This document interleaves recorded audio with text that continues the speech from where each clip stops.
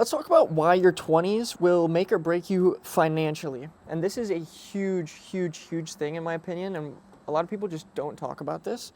Um, let's start with, there's gonna be three different things, three different like main categories we'll talk about.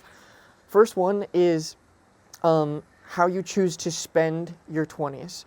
A lot of people, no, let's say most normal people, in quotations, heavy quotations, will spend their 20s how most people will spend their 20s working, like going out, spending a ton of time with their friends, and just living like that normal life.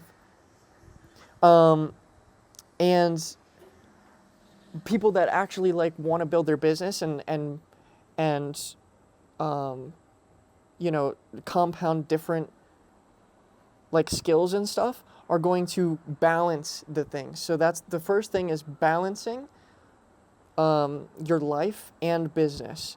And that will make or break. You either will figure out how to do that or you won't.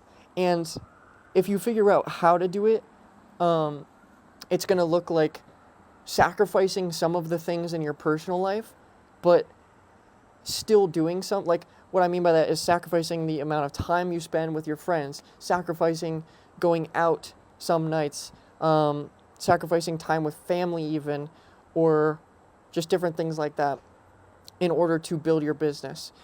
And you might not even have to do that if you're not working a 9 to 5, because you're going to have so much time.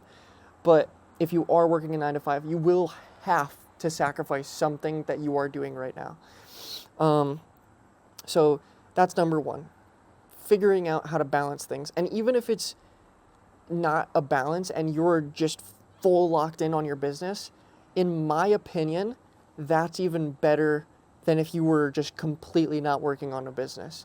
I think if you were to give up all your social life and work on your business in your 20s, that's more good than bad.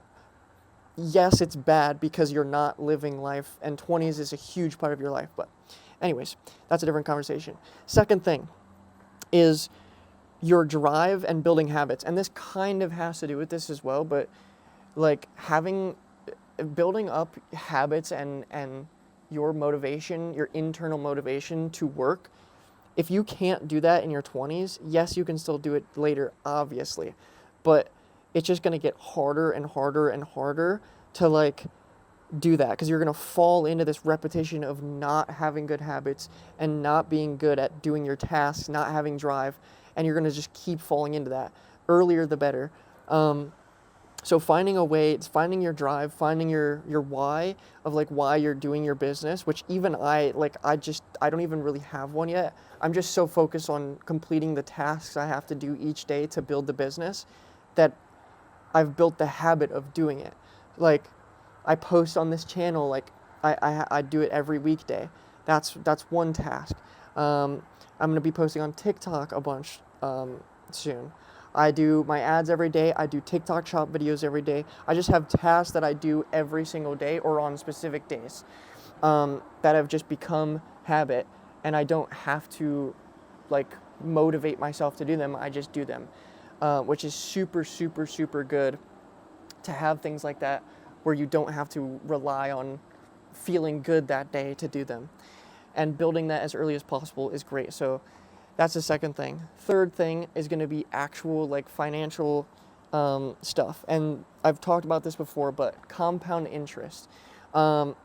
This is going to be the biggest thing financially, like specifically financially, that will make or break you. If you're not investing starting it like early 20s, you're missing out on so much. And hopefully you've started before your 20s.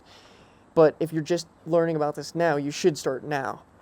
But compound interest is basically like once you invest, let's use the S&P 500 or even a high yield savings account as an example. You once you invest money, you're going to have a yield per year. Usually it's calculated per year. So you'll have a yield of usually how much you make. So like a high yield savings account will have a specific amount. It could be like 4%. So you get 4% per year back of what you have in that account. It's different for like actually investing into like the S&P 500, or some sort of stock or ETF or mutual fund, because it's fully based on how the market performs. It could go down, but usually it goes up like 10% per year in the S&P 500. So everything you're investing is making like 10% per year basically in the S&P 500. But compound interest is once you make that interest. So like let's use high yield savings account first as an example. You make 4% on your high yield savings account on a year, and that interest you keep in that account. You don't use the interest for anything, and you let that interest compound and start making you more money because you're making it'll just keep going. You have more money now that you're making interest on.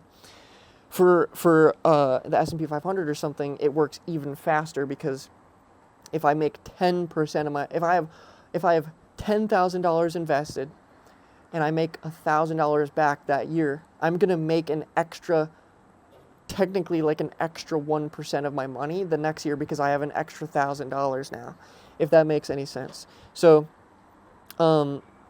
if you have not started doing that, and if you haven't started doing that, do it. But also, if you've been taking the profits out, don't do that, because it's just going to compound.